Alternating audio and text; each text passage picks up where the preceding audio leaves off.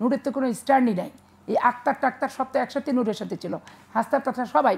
নূর নিজের কারোর হতে পারেনি, নূর কাউকে আপনও করতে পারেনি, আর নূর কারোর কাছে ধরাও দেয়নি। এই আছে এই নাই, কানামাছি ভো ভো, যেখানে পাবি সেখানে ছো, এইরকম একটা খেলা অলওয়েজ প্রথম দিন থেকে খেলছে।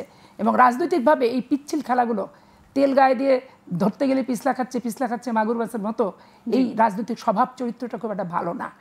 তো নূর নিজের দলে কত ভাঙন, আজকে এস এম কিবরিয়ার মতো সজ্জন পরিবারের সজ্জন একটা সুশিক্ষিত ছেলে, তার মতো ছেলের সাথে দল করতে পারেনি, অথচ সে বিএনপির উপদলীয় কোন্দল নিয়ে কথা বলে।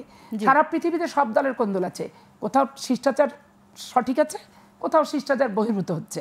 তো বাংলাদেশের আঙ্গিকে সব দলের একই টাইপের শিষ্টাচার, এখানে উপদলীয় কোন্দলের ইয়া নাই। আর আপনি নূর যেখানে ভোট করে, ভোট বিএনপির সাথে জোটে যেতে চাচ্ছে, সেখানে তো আমার ত্যাগী নিবেদিত কর্মীরা আছে, 15 বছর থেকে জিয়াউর রহমানের জাগদল থেকে দল করে। তারা রনিকে যখন দিচ্ছে, সেখানেও দেখা গেছে রনির সাথে অনেক ক্যাচাল হয়েছে যে আমরা দল করি, ওকে দিলা কেন। রনি খুব ঠান্ডা স্বভাবের ছেলে, ভদ্র ছেলে, ও জানে যে ভোট করতে গেলে এদের হাত পা ধরে আমাকে ভোট করতে হবে। ও হজম টজম করে কোনো মতে তাদের সাথে নেগোশিয়েট করছে। কিন্তু এ দেখেন নূরের দল, দেখে না জামাত ইসলাম, এরা যেদিকে মানে হাওয়া বইবে ওরা সেদিকেই যায়। জামাত ইসলামের চরিত্র জন্মলগ্ন থেকে, পাকিস্তানে যেদিন থেকে জামাত ইসলামের চরিত্র হয়েছে, ওই 65 সালে ফাতেমা জিন্নাহ নির্বাচনকে তারা সমর্থন করছে, 71-এ মুক্তিযুদ্ধের তারা বিরোধিতা করছে, 86-এর এরশাদের অবৈধ শাসনকে তারা প্রথম পার্লামেন্টে নির্বাচনে তারা গেছে, বিএনপি তখন বর্জন করছে। আবার দেখছে বেগম জিয়া আগায় যাচ্ছে, 88 সালে এসে বেগম জিয়ার মাথায় আবার ছাতাটা তারা ধরে নিছে। তারপরে তারা, বেগম জিয়া যখন তাদের ছাতাটা নিল কেন, বেগম জিয়া ছাতাটা নিলে করলো, একটা রাষ্ট্রের ভিতরে আপনি যদি অনেক ক্লাস তৈরি করতে পারেন, নিষ্পত্তি কিন্তু হয় না। যেমন এখন সরকার ক্লাস তৈরি করছে, নিষ্পত্তি কে করবে?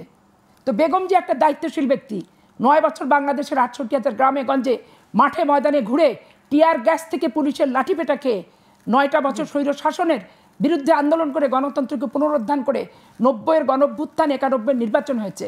সেই নির্বাচনে দেখেন বিএনপিকে 2টো মহিলা এমপি দিয়ে তারা সমর্থন দিয়ে দিল। আবার 94 ধরেন বিএনপিকে বাঁশ দিয়ে এই মুহূর্তে দরকার তত্ত্বাবধায়ক সরকার, আমার বাড়িতে বোমা হামলা থেকে লাঠিসোঁটা দিকে দিনের পর দিন তারা গোটা বাংলাদেশকে আওয়ামী রাজত্ব তৈরি করলো। আওয়ামী লীগ অনেকগুলো রাজনৈতিক দলে নিবন্ধন দিয়ে দিয়েছে।